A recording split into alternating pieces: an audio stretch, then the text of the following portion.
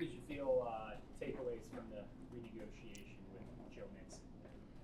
I thought Joe handled it very professionally, understood. He's motivated. He wants to win. He's always been highly competitive, and we tried to find something that worked for everybody, and we think we did. And proud of Joe for going through it and handling it. And sometimes we have to do what we feel is best for the entire football team, and I was proud of the way he did that. He's the guy that we think he is. He's a motivated player that wants to win. You guys have spoken so highly about Mixon throughout his entire career here. Yeah. Why renegotiate his contract? It's just something that we thought was best for the football team going forward. And unfortunately, sometimes you got to make some hard decisions, and we felt like this was one of them. But we came to a solution that we all felt good about. What are your thoughts on the devaluation of the running back position across the NFL? I don't have a lot of thoughts on that. I think locally, I think with us and what works with us and what works going forward with us. What's happening around the league with other teams, I think, will be 100 different reasons. But for us, this was something that we felt we needed to do. How important was that to be able to keep a familiar face on your? Yeah, we like Joe, and Joe's been a good player for us, and he can be a big part of what we do going forward. He knows that and wants to win, and we like the way that he prepares, and we like the way that football means something to him, and so we're happy that it worked out. Any closer to a new contract extension?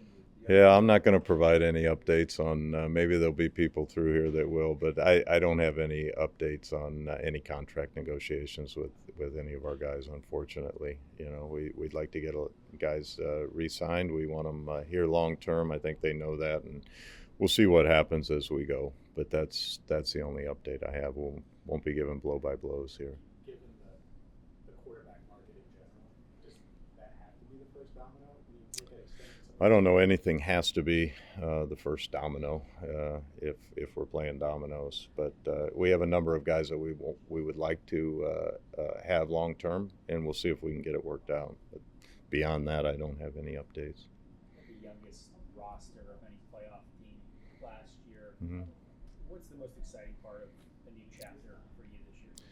I don't know. It's the enthusiasm is still there, and this is the time of year for our team to kind of grow back together and be this year's version. And it doesn't always carry over. So you got to work hard to get that to carry over, get the cohesion to carry over, the camaraderie to carry over, the leadership to carry over. But we've got a lot of guys that are early in their careers, and they all feel like we have what we need to win it all, and that's our mindset every year, and this year is no different. But there's a lot of enthusiasm when you walk through our locker room.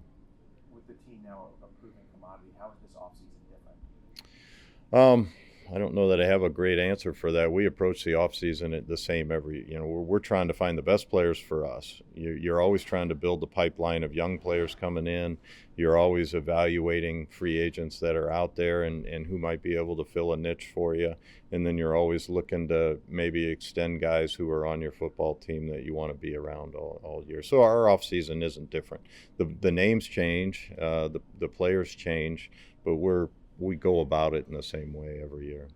How happy have you been overall with the progression of a lot of these rookies over the summer? Yeah, we haven't done enough to know, and that ask me in 5 weeks, and I'll be able to tell you who's come on and who's processed the information and then put it out on the field. And that's the big thing for a lot of rookies is what to do and then to go out and actually do it when the bullets are flying. And so it's, we'll see. But what we do in the off-season program anymore isn't enough to really know. We know that they can find their way to work and go home and know where the cafeteria is. But other than that, I can't really tell you how any of them are doing yet. You have your coordinators back. Mm-hmm. You got a pretty serious look in Indianapolis. Yeah. To have this advantage of returning your three leaders. Yeah. How unique is that? Well, I haven't run the numbers on how unique, but it's valuable to us, and we like it. You know, continuity is a good thing, and we know what to expect out of our coaches, and they know what to expect out of us, and the players know what to expect out of them. We can build on what we have been building here. It's easier to build when somebody is not starting over, and I'm very proud of our coaches. They're all worthy of any opportunity that they get. I mean, I think they're all fantastic, and it's great to have them back. It really is. Jesse Pace would mention early on that Lou hated him, he's tough love. How interested are you to see that young secondary room kind of be molded under Lou? Yeah, we'll see. I mean, it's an exciting group. They have a ton of physical potential. Now they got to come together as a unit. Defense is not 11 individuals playing. It's 11 individuals playing as one, and that's what makes for good defense. And so it takes time for those guys to build that. And so we've got the training camp. We got 3 preseason games before we really get going. And you know, I know Lou and his coaching staff will get those guys up to speed. And you know, you've got to believe in the guy next to you and believe that the guy next to you is going to do the right thing. And then you've got to be confident enough to do the right thing for yourself. And so it'll be fun. They're all talented. I know that. What do you think is that's so unique about the coordinators of this team? The coordinators, what? What's so unique about them that, obviously the success is what Yeah. makes them interviews, but what is it that separates them? Well, I think they're organized. I think they communicate clearly. I think people believe what they say. I think they're direct in their communication. I don't think they beat around the bush. People might not like everything that comes, into their ears from them, but sometimes they need to hear it. And our guys they just say exactly what needs to be said, and then they have all the experience in putting together, our defense, the Bengal offense, to fit the players that we have and to maximize the players that we have. And I think that's what makes the best coaches in the league is how do we get the most out of each individual guy? What role fits them best? And I think our coaches really do a great job of that. How do you feel about the offensive line going into training camp? I feel good about it. There's a lot of guys that have played together now that have real leadership and real desire, and and a year under their belt of success. There's always going to be a few moving pieces. It's hard to go through the year with just 5 guys. You're going to need 6, 7, 8 that all can come in and fill big roles, and so it's on them to come together as a group. But we got a pretty good head start based on who's in the building and how they played last year. Jonah certainly sounded excited to Yeah. look ahead and move ahead. Anything you can share on conversations you've had with him? Jonah, we believe in Jonah. He's been a good player for us here. His role will be defined on, how he comes back from the injury and what the coaches feel is the best role going forward. That's on our coaches to find the best 5 and where they'll line up and how they'll play.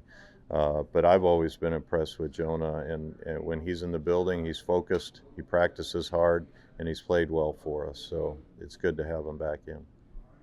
After being at or near the top of the mountain the last couple of years, what's the most challenging part from your perspective in terms of maintaining that spot?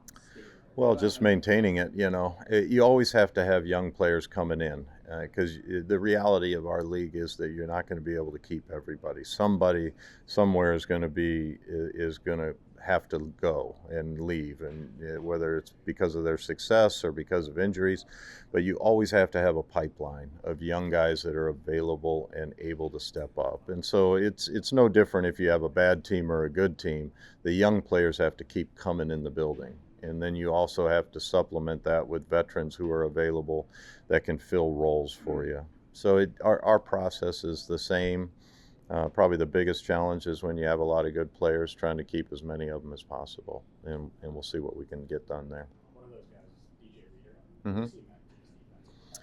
Yeah, he's a rock, when he's been available to play, he's been a big force and a reason that we have a good defense, and he's relied upon in a lot of different roles and ways, and he's been a great leader for us, and I think the young guys look up to him, and I think he brings along guys really well, and so he's just a great teammate and an outstanding player.